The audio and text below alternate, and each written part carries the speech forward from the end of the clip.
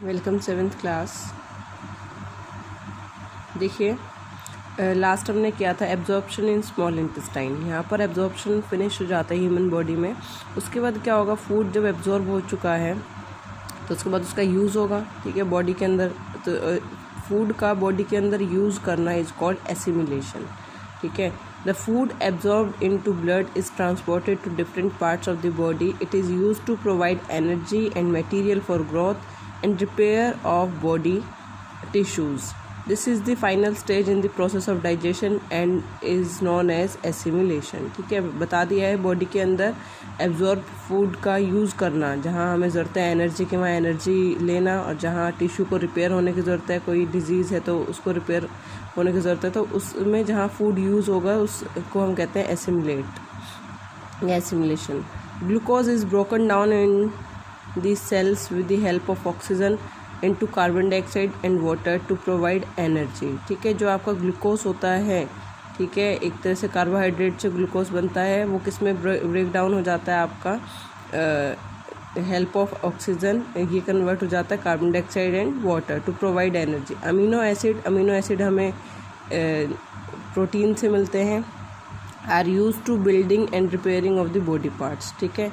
Fatty acids आपके fat से मिलते हैं, and glycerol are stored under skin and act as energy reserves, ठीक है। ये आपके फैटी एसिड और ग्लिसरॉल क्या होते हैं, बॉडी के अंदर स्टोर रहते हैं, जब ज़रूरत होती है तो इनका यूज़ करती है बॉडी, ठीक है। आगे आता है इजेशन आपको पता ही है कि वेस्ट फूड जो होता है, वेस्ट मटेरियल जो होता है फूड को एब्जॉर्ब होने के बाद उसका बॉडी से एग्जिट करना इज़ कॉल्ड इजेशन, ठीक है। Not all the food you eat is digested and absorbed. The food that cannot be digested moves from small intestine into a wide tube called large intestine, ठीक है। मैं यहाँ दिखा देती हूँ एक बार आपको। देखिए यहाँ पर क्या होता है, ये आपकी स्मॉल इंटेस्टाइन है जो अंदर है, ठीक है, कॉइल्ड है जो, ठीक है। और लार्ज इंटेस्टाइन क्या है, ये बड़ी वाली है जी, ये है, ठीक है। इस तरीके से जो स्मॉल इंटेस्टाइन है उसमें फूड का एब्जॉर्प्शन होता है और फाइनल डाइजेशन हो चुका होता है। अब जो फूड एब्जॉर्ब नहीं होता उसको कहाँ ट्रांसफ़र कर देते हैं, लार्ज इंटेस्टाइन के अंदर। देख रहे हैं आप, इस तरीके से है। और आपको एक चीज़ और बता दूं कि जो स्मॉल इंटेस्टाइन है उसकी लेंथ क्या होती है, ज़्यादा होती है as compare to large intestine. Large intestine वैसे चौड़ी ज़्यादा होती है, अदरवाइज़ उसकी लेंथ क्या होती है, कम होती है as compare to small intestine. ये कोइल्ड होकर यहाँ इकट्ठी हुई रहती है, इस वजह से इसका पता नहीं चलता है, but small intestine is larger than large intestine, okay. So यहाँ पर अनएब्जॉर्ब फूड कहाँ चला जाएगा, लार्ज इंटेस्टाइन में चला जाएगा और बॉडी से एग्जिट कर जाएगा, ओके। इस तरह से देखिए, here most of the water present in the waste is absorbed. The waste food, which is now almost solid, is stored in the last part of the large intestine called rectum. It is then passed out of the body through the anus. Anus से body से पास हो जाता है। अब देखिए जो मैं आपको बात बता रही थी, the small intestine is smaller in diameter but longer in length. ये लेंथ में बड़ी होती है स्मॉल इंटेस्टाइन, चौड़ाई इसकी कम होती है, इसलिए डायमीटर बोला गया है, ठीक है।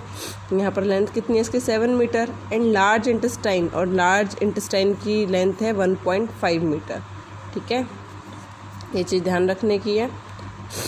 Sometimes food chunk may get into trachea instead of food pipe, leading to a bout of coughing. This is nature's way of removing the food chunk from the trachea. If this does not remove the food, the person can choke. The method is called Heimlich maneuver, ठीक है।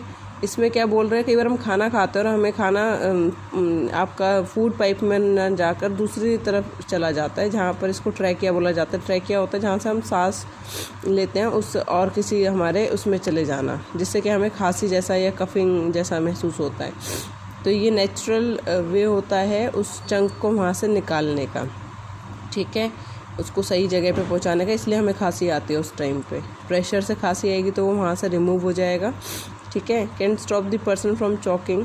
It consist of giving a sudden thrust to the abdomen just below the rib cage. अगर हम जो हमारा rib cage होता है आगे की तरफ जिन्हें आप फेफड़े कहते हैं, उधर से उसके नीचे की तरफ से उसको प्रेशर डालेंगे तो क्या कह रहे हैं, the thrust force air out of the persons lung and blow the food from the trachea. तो भी ट्रैकिया से फूड को रिमूव किया जा सकता है। बट ये जो मेथड है जो बताया है ये हिमलिच मैन्यूवर, ये आपका कब ट्राई करना चाहिए, जिसको प्रैक्टिस हो इसकी, ऐसे घर पे ट्राई नहीं करना है। ओके, नेक्स्ट देखिए रूमिनेंट्स क्या होते हैं।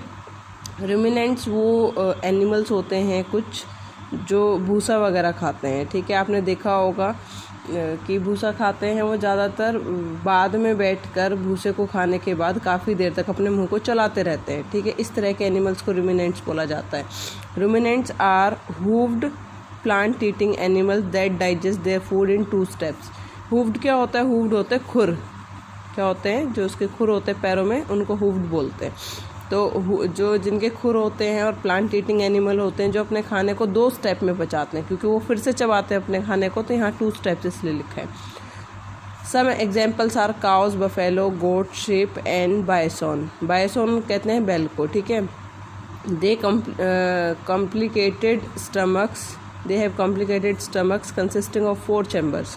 यहाँ पर इनका जो स्टमक होता है नॉर्मल नहीं होता, जैसे हमने खाना खाया एक बार चला गया अंदर तो अपने आप डाइजेस्ट हो जाएगा। इनके स्टमक थोड़ा सा अलग टाइप का होता है। इनका खाना एक बार जाने के बाद वापस मुंह में आता है और उसको फिर से क्या नाम है, च्यू करते हैं 1 मोर टाइम, और उसके बाद वो अंदर जाता है, ठीक है।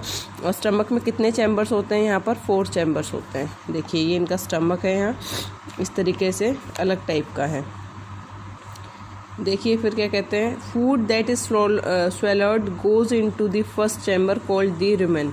रुमेन के अंदर क्या है, फर्स्ट चैम्बर। देखिए यहाँ पहले जाता है फूड जो इन्होंने ईट कर लिया है। Here it is partially digested and called cud. यहाँ पर कुछ खाना डाइजेस्ट हो जाता है जिसको कड बोला जाता है।